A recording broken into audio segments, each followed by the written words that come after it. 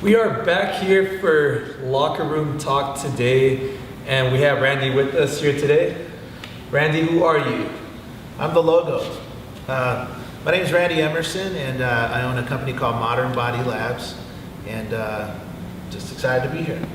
Awesome, cool. How did you, so what's your background? What made you come out with the supplement, all of that? Short story, hopefully not too long, but short story. I was a personal trainer for 27 years, and I loved it. I loved changing people's lives, working with people, but in that whole process, I was a supplement junkie. I loved supplements, so I was that young guy that was spending hundreds of dollars a month trying to find the secret pill, the secret supplement. Never found it really. But I spent a ton of money on it, and so in that I began to read, and I was reading all the time on amino acids and how things function in the body. And of course I incorporated that with my clients, and so that was something fun for me. And towards the end of that process, I owned a studio much like the one that you have, and I was training people, and I began to buy a lot of the raw product because I had 27 years of knowledge. I would look at products and think, I could make this, work more better, especially for my own body. So I began to buy a lot of raw product and just make my own drinks. So what happened was I was in my studio one time, I had a boot camp ready to go, and I thought, well, let me mix my drink, because right after that class, I was gonna work out. So I'll mix my own drink real quick and do this class and then pound it and go. So I'm making it, and one of my clients comes in. He was coming in a little bit late, and his name is Bob Bindles. Shout out to Bob Bindles. And he comes in and he says, hey, what are you making? I said, I'm just making a pre-workout. And he said, well, make me one. Yeah. So I made him one. So after, he says, man, I felt really good. I had a really good pump. I didn't feel sick. And he said, well, you should make this. You should put this product out. And I basically just told him I don't have the money to do something like that. And he backed me up. He said, you know what? He owns a company, and he said, you know what? I'll help you, but I think I really enjoyed what you made. And so that was the start of it. Is I then just took that formula and Bob's help, and we went to a company and we made samples, and we started testing it out on my boot camps. And so my clients were actually taking it for a few weeks, and we're trying to see how people felt. They loved it, and then we started playing with flavors, and that's how I came out with my first pre-workout and created Modern Body Labs. Oh, that's nice. You just ran with that. That's actually a really cool thing. This podcast is all about mental wellness, and one of the things I want to touch on, because it relates to you, right now we're talking about, is more with the self-esteem. And the good thing with that was that you had the idea, you ran with it, you weren't second guessing yourself about it. How did you get the self-esteem in order to get everything going with it? You were just telling me a story about your label design, and I want to hear that whole background. If I go back really far, when I got out of high school, I was 145 pounds. I was really, really skinny. I was a runner. I was on track, so that's part of it. But I was super, super skinny, and I began to work out. My older brother, began to make fun of me. Yeah. He's like, what are you doing? You're always going to be a weasel. You're never going to be big. And to be honest with you, I never really. My thought wasn't I'm going to be a bodybuilder. I don't know. I had a barbell, and I started curling, and he started making fun of me, and that kind of put a little bit of rebellion in me to prove my brother wrong. But there was never, I didn't really have it back then, a confidence. I didn't think, I'm somebody. I was kind of quite the opposite, to be honest with you. And that put a little bit of fire under me. So I began to work out a little harder. Mm-hmm. And it was really, for me, it was a long process, as I changed and as I saw I could overcome my own genetics and I could push past those kinds of things. I got a little bit more confidence and became a personal trainer, and I went out and got a trainer, and just the way that man, Eric Brake, how he affected my life was so powerful that even though I was still second guessing myself, I thought, man, I want to give what he gave to me. I want to give that to someone else. And so I began to personal train. I went, got certified. I went to school and began to shift my life in that direction. But I was still kind of struggling with that. I think sometimes people see us, if they see me now, they might think, like we kind of talked about before, people that don't know me, they might see some social media and think, oh, this guy's a meathead, he's full of himself. And if you ever talk to me, especially in person, you'll find out it's kind of the opposite of that. Oh man, this guy's a gentle giant, man. I remember the first time I actually met you, at Healthy Body Nutrition. Yeah. So shout out to Mike. I met him there, and I was like, oh man, this guy is gigantic. And I go up to him, I'm like over here, getting ready to shake your hand. I was scared, and then I'm like, oh, this guy's really nice. it was actually a fun experience that time. But going back to that though, what you were elaborating on. Well, so in this process, when Bob came to me, I think a lot of it, honestly, was that Bob is a very successful man, and he's older. He's close to 70. He was a big time bodybuilder in the 80s. He didn't compete or anything like that, but he was a yoked up dude, and I think it was something about his confidence in me. He had a confidence in me I didn't really even have, and so I thought, you know what, I don't want to let him down. He believes in me, and that kind of gave me a fire. And that's why I have a passion to believe in other people, because I see that this man believing in me, really helped me go to the next level. And so I want people to know how important they are, and everybody, is important. Anybody can be anyone. And so I try to give that back. So I ran with it, really based more on his confidence than mine. And so the story of the label, right? Yeah. So what we're trying to tie this in with is basically Randy. He wasn't as confident as he was in the past. He wasn't as confident as he is now. But now, what we've noticed through his social media, he's putting himself out there, just being himself.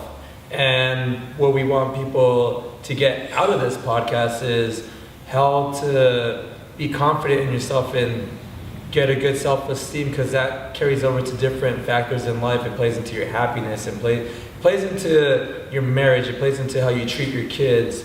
So it's very important to have a good self-esteem, and there is ways you can do that. How did you overcome that? One of the stories being the label, for example. Yeah, the label was kind of funny because I had an idea of wording, what vicious, my first product was vicious, what the text would be, how I wanted my name sideways, all that stuff.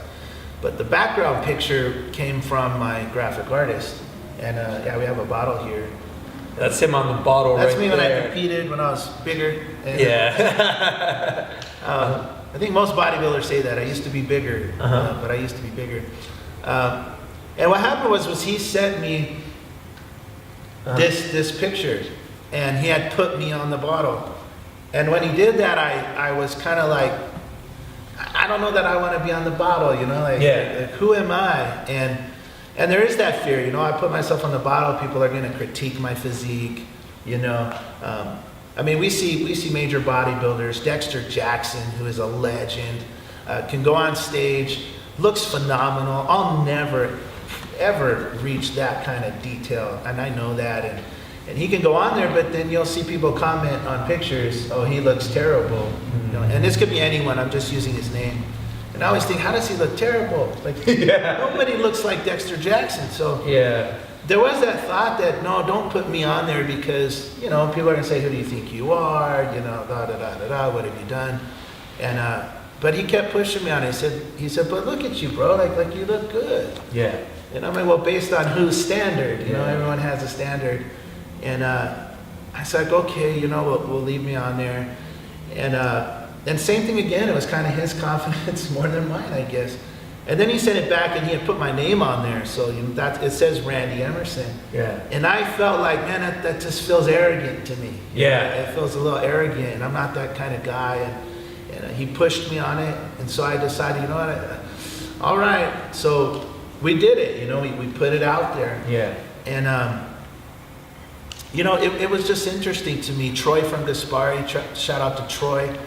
He saw the bottle at Mike's shop, Mike, and he called me, and we became friends after that. He called me because he said, man, I really like the fact that you put your name on this bottle. Yeah. And because he knows I was nobody. Yeah. But he liked that. He said, I like that you embraced yourself. Yeah. You said, what, but I am Randy Emerson.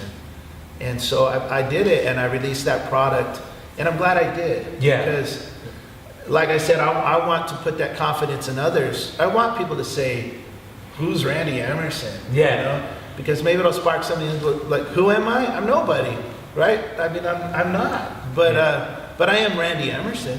Yeah. And so if I could inspire someone to say, maybe I'm not somebody, but I am Martha, right? Yeah. I'm Martha. Well, you know what? That's awesome, Martha. Yeah. And own who you are and be who you are. Yeah. Well, yeah, that's one of the things I actually try to do here at the facility is I feel a job when you have a gym, for example, is to try to help people build the confidence. And a lot of people, I have noticed like within the first 2 to 3 months that they're here, that they start to embrace who they are and they just run with it, and I feel the only way you can do that is by you first as an individual having self-esteem and then trying to give it to others, trying to give people those positive vibes. So Right. I think that's just a very important factor just in general for that. So pretty much I always have noticed on your social media for your product that you're always going to get negative. You're always gonna have that one person, right, that's going to troll you. That's what they call it. They troll. I get it all the time. I had one yesterday. You do? I did. Yeah, the same with me.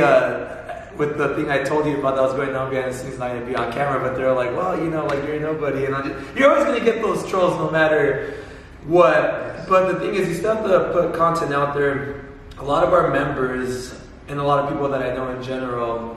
And this is actually something that Juji actually told me. He has a really big following on social media. You just have to put yourself out there, and you're gonna know that you're gonna get negative feedback sometimes.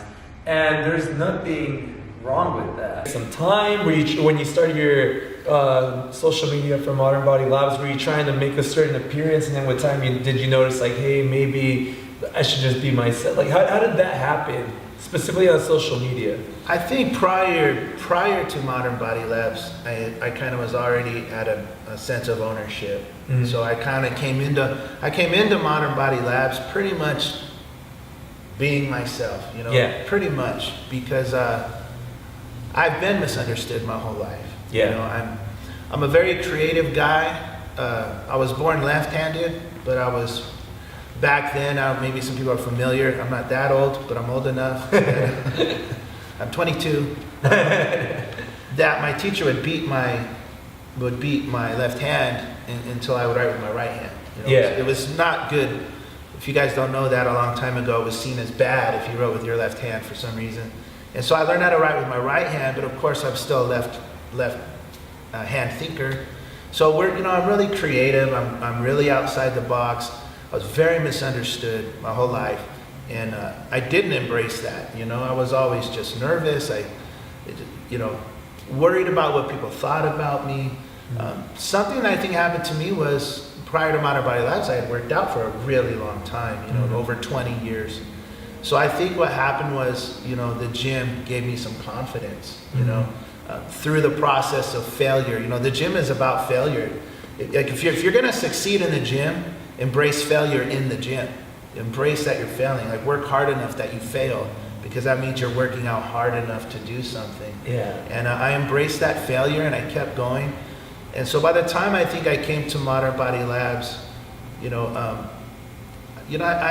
kind of embraced who I was. So I was willing to put myself out there, especially after, my graphic artist got me to put myself on the bottle. I kind of knew at that point. I just knew. I was like, okay, I'm gonna get who do you think you are? Put yourself on the bottle. Like I knew that. So I think I was ready for it. But I will tell you, the first time I got a hater, my first, trouble. it bothered me. It did. I was crushed, And, I'll tell you that story because it's kind of funny. I'll tell you, but I created a product called Uncle Ross. Yeah, I remember that. And a lot of people love. They're like, Uncle Ross, that's a cool, crazy, weird name. Well, it's a tribute to my uncle. My uncle was another man who believed in me. Yeah. The story is on the bottle. And I wanted to give a tribute to him. Yeah. Because part of Modern Body Labs is I don't want it to be about me. I want it to be about you guys. And so that's why to be the logo, you're my logo. And I thought, here's my uncle he's a logo. He believes in people. He's a good man. I'm going to give him tribute. So I put up, the first time I put up Uncle Ross, coming soon. Someone comes on there and they said, that is the dumbest name I've ever heard for a product. And then he wrote, who is the idiot that came up with this name? Yeah. And I was crushed, man. And of course I go on there and I try to defend myself. And I try to tell him the story. And of course, you're going to realize with haters, it doesn't matter what you say. They're unhappy with their luck. They're unhappy. They're a keyboard warrior, whatever you want to call them. And they're just looking to be upset. And so I called my friend, we call him Ejab. And I told him about it, and it was kind of fun because he went on there and defended me. Yeah. But he taught me something. He said because I said I should block him or remove his comment, and he said, why would you do that? He's like, just leave it there. Yeah. And I was like, well, but people are gonna see it. He's like, so what? Yeah. And that helped. I said, you know what? He's right, and I just left it there. Yeah. And then he had to deal with all the wonderful logos. But I didn't respond to him after that. And what I learned after that is I'll have haters, and they'll come on and they'll make comments. I don't say anything. Yeah. I don't respond. I'm not going to give them a voice. I don't want negativity to have a voice, so I don't give them a voice. I don't respond. But I don't delete it. Yeah. I just leave it there, and it's kind of fun to see other people go on and say, hey man, why would you say this? Yeah. So obviously, it happens the same for me as well. Obviously, the comments do get to us a little bit, and that's just the reality of it. But what do you feel that actually helps you just brush it off right off the bat? Is it practice, or is it just getting the more you grow, the more self-esteem you get? How do you just learn how to brush it off with time? Kind of all those things you said. Yeah. I think time, obviously. The first hateful comment is like a torpedo into your soul. Yeah. That's true. The 20th hater comment, maybe it's a bullet. Yeah. And at some point it becomes a feather. Yeah. It's the reality of it. Yeah. And I have setbacks. Sometimes they don't bother me for a long time. Yeah. But sometimes you get one, and for whatever reason, it's like a torpedo that one time. Yeah. But I think it's a process of time. You get used to it. It's like the gym. The first time I benched 300 pounds, it was hard and it was crazy. But the more I put 300-pound pressure on me, the more I can handle. I know what 300 pounds of pressure feels like. So even if it's heavy, it's not new. It's not a surprise. It's not a shock. And I think one thing you should allow yourself to do is allow pressure. We don't like it, so we run from pressure. Just like blocking and deleting haters, that would be running from pressure. But what I learned is no, I'm going to allow this pressure. I could take it as constructive criticism. Yeah. Maybe because honestly, sometimes people have said things that made me think, and I thought, they're kind of right. Yeah. I mean, maybe they're right. Yeah. Kind of, for example, in a lot of my pictures, because I think this fits what we're talking about, but I'm always like, I'm doing that. And here's the reality of that. The reason I do that is I'm very embarrassed of my smile. Mm-hmm. I'm super self-conscious of my smile. Yeah. So in pictures, you don't see me. Yeah. Because I look like that. I'm dumb. So even family pictures, I'm either looking like blue steel, trying to look serious, or I'm the goofball because I'd rather look like I'm being goofy. Yeah. But what happened was I had this guy, say to someone else, he had never met me, and he said, oh, I'm not going to let that guy in my shop because he's always raging and juiced up and all this crazy stuff. And I was like, what? So I went and talked to the guy in person. I went down there and I was talking to him, and he said, man, he's like, well, every time I see you, you're always like that. And I said, so I tell him that story, and he was kind of laughing. He's like, wow, it's perceptions. Yeah. It's perceptions, and people have perceptions. And I think what I've learned is that, that's helped me is to realize that as well, as people have perceptions. And so instead of being mad at their perception, how can I change that perception? Yeah. And it doesn't mean they'll accept it, but it means that sometimes I can think about what people are saying and say, can I change? Or maybe they're right. Yeah. So I'm not always super defensive. I'm open to people saying, hey, I don't like this, I like this. And of course, after they talked to me, he's like, oh, you're like super down to earth, Yeah. But his perception was that I'm this crazy guy, and that's not the reality. Yeah. Well, yeah. So one of the things right now that we were that you mentioned actually, it made me actually think a lot because it goes back to the self-esteem. Is I've actually never viewed it that way, but that's actually that's why I like interviewing people or having them on locker room talk, is because you get to see different perspectives. Right. And the one you were mentioning was about how you want failure. That you like how it goes back to the gym. You want failure, right? I believe personally myself that failure is a good thing, like you were talking about. There's a lot of podcasts that I watch. And all of them, they basically talk about is that you do want to have failures in life because it shows one thing, it shows that you're trying. Right. That's what it shows. When it says, the podcasts say that if you're not failing, you're not trying. You're always going to be in the comfort zone. You're not going to be growing as an individual. Now, obviously, you're putting yourself out there by making a supplement company. We all know, even with my company, any company, there's always a good chance of failure. It's just the reality of it.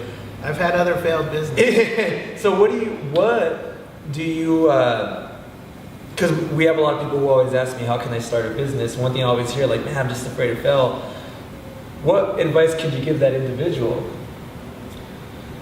I guess, my first initial thought would just be, if you don't try, you'll never know. You're always going to have what ifs in life. Mm-hmm. So do I want to be 90 and say when I'm 90, if I never do anything, am I going to sit there and say, man, I'm really glad I didn't try any of those what ifs? No, I'll be miserable. I never did anything. I owned a car lot for 2 years. Oh, I didn't know that. Yeah, and it was horrible. And I failed miserably. I did. And when that was happening, it was horrible. Yeah. But afterward, when I learned, I learned from it. I said, wow, I did this wrong and this wrong and this wrong. How can I take that knowledge now into my next adventure, what I want to try next? So, and I had other failures as well. So, if I didn't try and fail, I wouldn't have learned really important knowledge, right? Because Albert Einstein, this is one of my favorite quotes. Albert Einstein said, information is not knowledge. And so we could take the information, right? We could say, well, the information says I might fail, so I'm not going to. But now you have no knowledge of anything.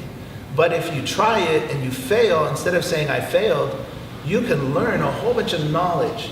Because now that business or that venture or what you tried is not information, it's actual knowledge because you went through the process. So now you can take knowledge into your next venture, not just information. And so what I did was I took all my failures and the knowledge from each failure, and I brought that into my boot. My studio was doing well. Mm-hmm. It's just that when the supplements took off, I couldn't do both. So I broke off into supplements, but I took every failure and the knowledge of that failure, and I brought it into Modern Body Labs. Mm-hmm. And so I think if you never try, you're never going to accomplish anything. So I'd like to say get over the fear. You're not. I mean, yeah, I know. It's scary. We were talking earlier, people will hit us up and say, I want to do what you do, so point me in the right direction.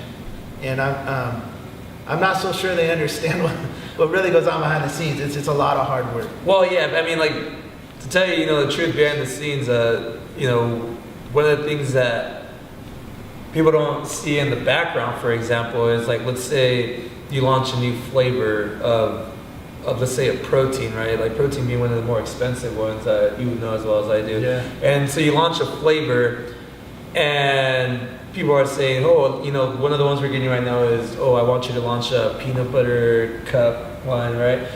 All right, but then you're like, all right, well, that's like $20,000, $30,000 right there for that one flavor, right? But you're like, all right, you got to get over that fear, and hey, it might flop, and hey, that was going to be a very good learning lesson there, but you won't know until you know it's the reality of it.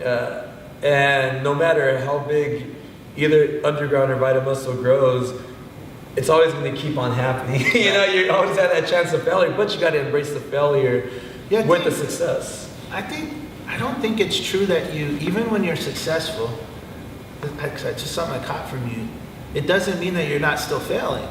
Oh, you're always failing. You're always failing. You're always failing. Right now. You're always failing. That's the reality of it. Like Uncle Ross, right? The ingredients themselves are super sour. Yeah. So when we tried to flavor Uncle Ross, it was impossible. We tried normal flavors. Yeah. It tasted terrible. So we said, let's go with a sour warhead candy, which embraces that ingredient. So we did that, and at first we thought it'd be a hit because it was it's like this candy. Yeah. Not everybody wants to be kicked in the teeth with flavor. Yeah, it's the reality of it. So we had this great idea, and my company was doing well, and we released this. And for some people, obviously, it was super popular. They loved it. But a lot of the majority said, it's just the flavor. So we just released pills. Yeah. We just released the Uncle Ross pill form. Blowing up, it's taking off. And so we can say, okay, so from now on, it's nothing but success. Yeah. But that's not reality, because I'm going to really, that is going to happen with other products. It's going to happen with campaigns, I might be successful, but like we said, go to a show, pay to be at a show. Yeah. And then have no feedback. So you're always failing, that's just the reality, and you have to embrace it, because I know it's on self-esteem. If you allow your failures or your setbacks, to affect your self-esteem, it's harder to move forward. And instead of seeing your failures as negatives, see them as positives. Yeah. I learned a lot. Instead of saying, oh, I really messed up on Uncle Ross flavor, I said, man, I really learned, that there might be a better way. Yeah. So next time I make something, if I say, hey, these ingredients don't taste good, oh, hey guy, don't make a powder, make a pill, Yeah. Well, I mean, for example, like with our manufacturers, and it goes back to, like I said, this, like you were talking about the self-esteem and embracing the failures, but there's nothing wrong with it. You shouldn't let lower your self-esteem. A lot of times when they come out with the product, I will talk to the manufacturers first, and the family that owns it, they're very well off. Very well off, and I will always talk to them and be like, what do you think about me releasing this product? I love it. And they will tell me, no, trust me, we've done something like that in the past. It's not well. But if you understand what's going on with the context, is that the reason that they were able to, become these multi-millionaires has been because they failed so much. And now I'm asking them about it. So you should never let a failure or a setback lower your self-esteem. Always, look at a failure as a way to grow and actually try to use it to help your self-esteem, if anything, on there. No, it's good. And because I know you asked me about, how did I get more confident, I guess.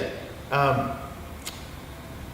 I had a boss, right, named Mark Smith, a long time ago. I was the vice president of his company called Printing Solutions. Mm-hmm. This is before working out. This is before bodybuilding. Yeah. Long time ago. It was about 2 years ago. I didn't know you worked out. I do a lot of I do a lot of Zumba. So what happened? So this guy Mark Smith, he was really hard on me. Really hard on me. And at that time, I wasn't confident. You know, I just saw it as hate, right? My boss hates me. He's always on top of me. He's always coming down on me, putting me down. I didn't understand what's called constructive criticism. I didn't understand that this guy believed in me, saw something in me I didn't. I was trying to say, like, dude, you can do so much better. So I just took it as, this guy just doesn't like me. He's mean to me. And so because he wasn't always nice, perfectly nice to me.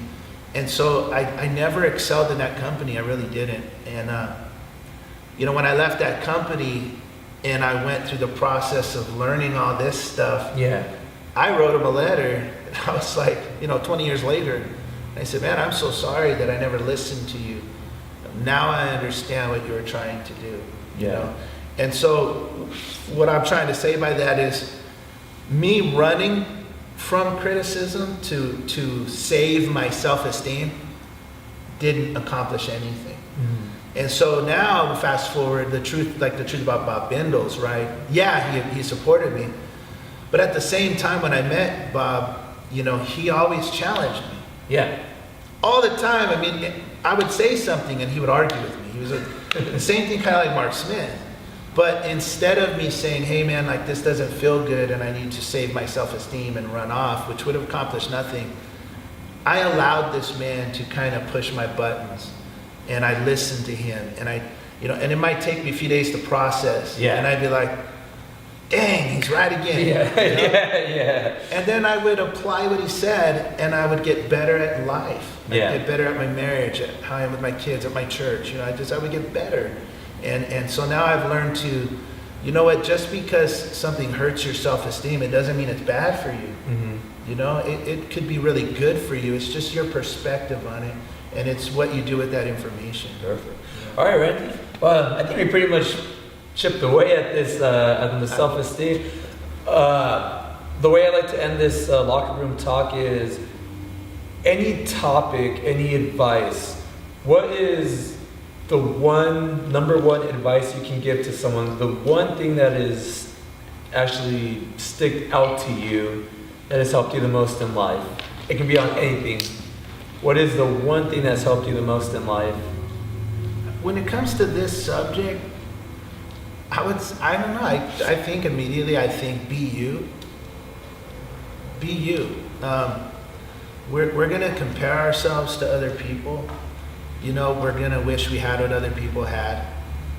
But I don't think that I became, and success is relative. It is, yes. I don't have millions of dollars. So am I unsuccessful? I believe I'm very successful. Yeah. I have a great marriage. I have great kids. I get to inspire people. Yeah. I'm living my dream, so I'm successful to me. So success is relative, but you got to be you. And when I was trying to be like everyone else, I just kept failing. And when we talked earlier, when I quit comparing, I quit comparing. I said, you know what? Like my motto, I'm Randy Emerson. So who is Randy? Who's that guy? And I discovered him and I embraced him and I threw him out there. And to me, that's success. I love seeing my logos. I love seeing, Allie. I love seeing Allie's be Allie. She's a little person. The gyms aren't made for her, right? And instead of that excuse, she's like, I'm Allie. So she goes in and what she does is she takes the machines and she says, I'm gonna make this an Allie machine. That's awesome. And she modifies it to all crazy and has a sick workout, and I'll watch her do that and I think, man, that's life. She's not trying to conform to the machine. Yeah. She's making the machine conform to who she is. And I think if we could learn that in life and say, no, I'm not going to try and conform and be like everyone else.